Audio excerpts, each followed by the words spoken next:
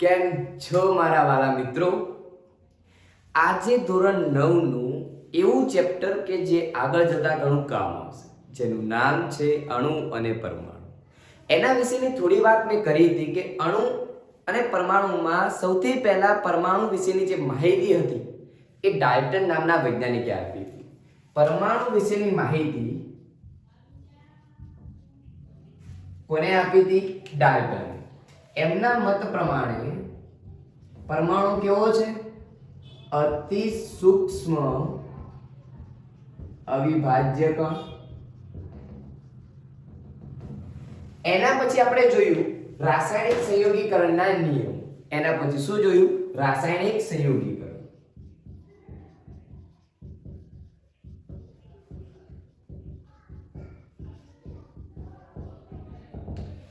બે અથવા બે કરતા વધારે સંયોજનો અથવા રસાયણો ભેગા થઈ બે અથવા બે કરતા વધારે રસાયણો ભેગા થઈ કંઈક નવું જ રસાયણ બનાવે તો એને રાસાયણિક સંયોગીકરણ કહેવામાં આવે.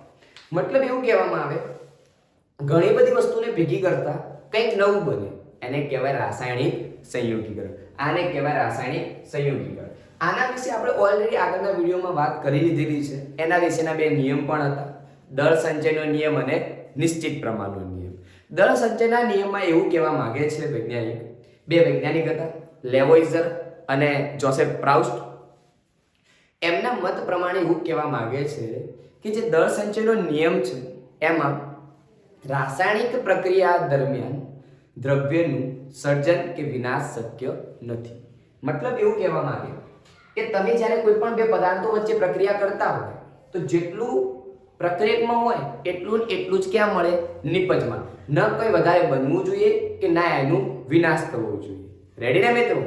જો મિત્રો તમને ખરેખર વિડીયોમાં મજા આવતી હોય તો લાઈક કરવાનું ભૂલશો નહીં અને તમારા જે મિત્રો છે એમને શેર કરવાનું તો ક્યારેય પણ ભૂલશો નહીં. રેડી ને? ડન. આગળ વધીએ. આજે મારે એવા ટોપિકની વાત કરવી છે કે જેને કહેવામાં આવે છે આયન એટલે શું. આયન બનાવતા પહેલા એક એવો ટોપિક ભણવામાં આવે છે કે સંયોજકતા શું છે. તો સંયોજકતા કોને કહેવાય? તો સંયોજકતાની વ્યાખ્યા જોઈએ. સંયોજકતા કોને કહેવાય? જેને ઇંગ્લિશમાં વેલેન્સી તરીકે ઓળખવામાં આવે છે.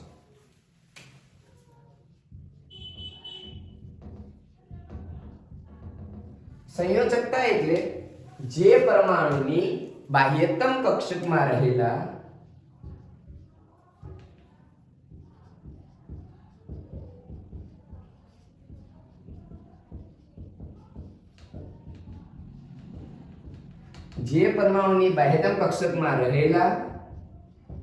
ઇલેક્ટ્રોનની સંખ્યાને તે પરમાણુની સંયોજકતા કહે છે. રેડી મિત્રો? પ્રશ્ન થાય સાહેબ સંયોજકતા કક્ષા એટલે શું? એ જ નથી ખબર. તો એના માટે ધ્યાનથી સાંભળજો. કોઈ પણ પદાર્થ હશે એનું પરમાણુનું કેન્દ્ર હશે, એના આજુબાજુ પહેલી કક્ષા, બીજી કક્ષા, ત્રીજી કક્ષા, અલગ અલગ શું હશે? કક્ષાઓ. પહેલી કક્ષામાં મહત્તમ 2 જ ઇલેક્ટ્રોન મળી શકે. કેટલા? 2. બીજીમાં 8 KLN, બીજીમાં 8, ત્રીજીમાં 8, 18 આવે છે. તો આ બધું તમારે યાદ રાખવાનું છે કે 2, 8, 18, 36 આ પ્રમાણે ઇલેક્ટ્રોન ભરાય છે. પરંતુ મિત્રો અત્યારે જો તમારે સંયોજકતા કાઢવી હોય તો તમારે આવું યાદ રાખવું પડશે 2, 8, 8, 18. આટલું યાદ રાખો એટલે કામ પૂરું થઈ જાય. એક સરળ રીત શીખવાડું. જો તમને મિત્રો યાદ હશે નિષ્ક્રિય વાયુ. કયા વાયુ? નિષ્ક્રિય. Helium, neon, argon. હિલિયમનો number 10, હિલિયમનો number 2, નિયોનનો 10, આર્ગોનનો 18. 2, 10 અને 18 નંબરનું તત્વ છે. આવર્ત કોષ્ટકના દરેક તત્વો આમના જેવા બનવા માંગે છે. નિષ્ક્રિય મતલબ કોઈના જોડે પ્રક્રિયા કરે પણ નહીં, કોઈના જોડે કરવા દે પણ નહીં. રેડી? તો હવે માની લો કે સોડિયમ. દાખલા તરીકે સોડિયમ જેનો પરમાણુ ક્રમાંક 21 છે, કુલ 11 ઇલેક્ટ્રોન છે. કેટલા ઇલેક્ટ્રોન છે? 11. તો પહેલી કક્ષકમાં ઇલેક્ટ્રોન રચના બરાબર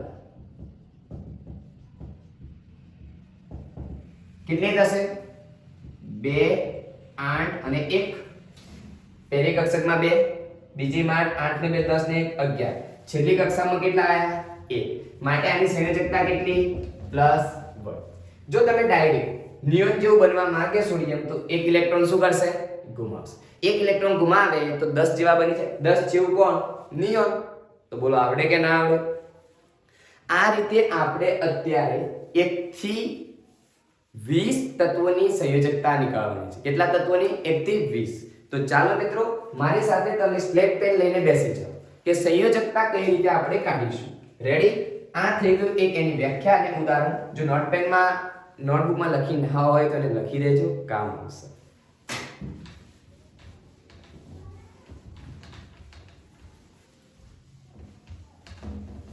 નિષ્ક્રિય વાયુને અહીંયા લખી દઈએ છીએ આપણે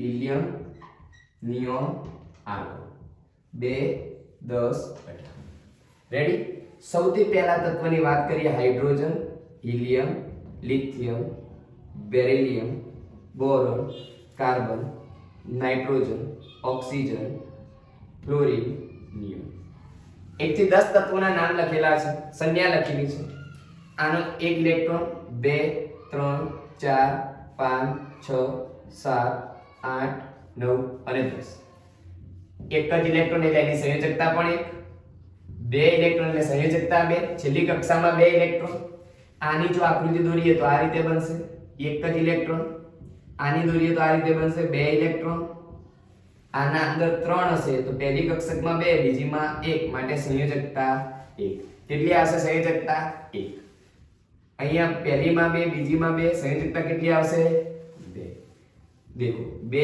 + 3 એટલે સંયોજકતા 3 છેલ્લી કક્ષામાં જેટલા ઇલેક્ટ્રોન હોય એ એની શું બની જશે સંયોજકતા આને કહી દઈએ ઇલેક્ટ્રોનની રચના અહીંયા લખીએ સંયોજકતા 1 2 2 2 સોરી અહીંયા 1 અહીંયા 3 2 અને 4 તો અહીંયા 4 2 અને 5 તો 5 પણ આવે અને 3 પણ આવે કારણ કે 3 ઇલેક્ટ્રોન મેળવે ગુમાવે તો બેટા જો ઇલેક્ટ્રોન ગુમાવે તો પ્લસ વીજભાર મેળવે તો માઈનસ જો નાઇટ્રોજન કયા નંબરનું 7મા નંબરનું 10મા જેવું બનવા માટે 3 શું કરશે મેળવશે તો એની સંયોજકતા કેટલી 5 સંયોજકતા તો કેટલી 5 જ ઓક્સિજનની સંયોજકતા 6 નાઇટ્રોજનની અને ફ્લોરિનની 7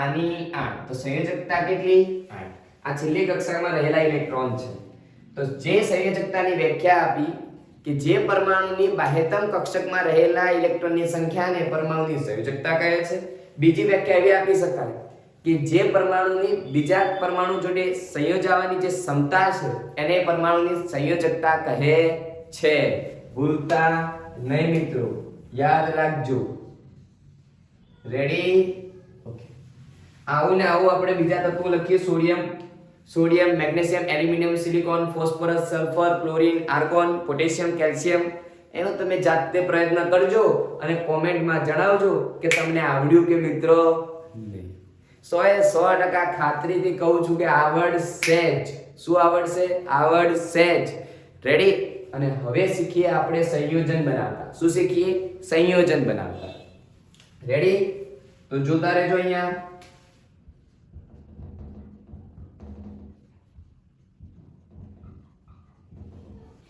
સંયોજન કઈ દેવું છે માની લઈએ કે ફ્લોરીન શું કરે છે 7મા નંબરનું છે ફ્લોરીન એ 9મા નંબરનું છે 10મા નંબર જો બનવા માટે શું કરશે એક ઇલેક્ટ્રોન મેળવે તમે કોઈના પાસેથી ઉધારમાં પૈસા લાવો તો કેવો વીજભાર માઈનસ દેવું એટલે માઈનસ કહેવાય ઓકે આપણે જોયું હાઇડ્રોજન ચલો હાઇડ્રોજન એક છે એ ગુમાવશે હાઇડ્રોજન ગુમાવે તો એનો શું આવે પ્લસ સંયોજન બનાવવા માટે પહેલી શરત એક પ્લસ ને બીજું माइनस बोलो रेडी ओके બંનેના માથા ઉપર વીજભાર કેવા સમાન इसकी टोपी इसके पैरों में इसकी टोपी इसके पैरों में બંને કમ્બાઈન થઈ બનાવશે H આ બની ગયું સંયોજન રેડી એક બીજી વાત કરીએ सोडियम કેટલા ગુમાવે 1 ક્લોરીન કેટલા મેળવે 1 इसकी टोपी इसके पैरों में बनी जैसे NaCl બોલો રેડી ઓકે ઓક્સિજન કેટલા જરૂર છે 2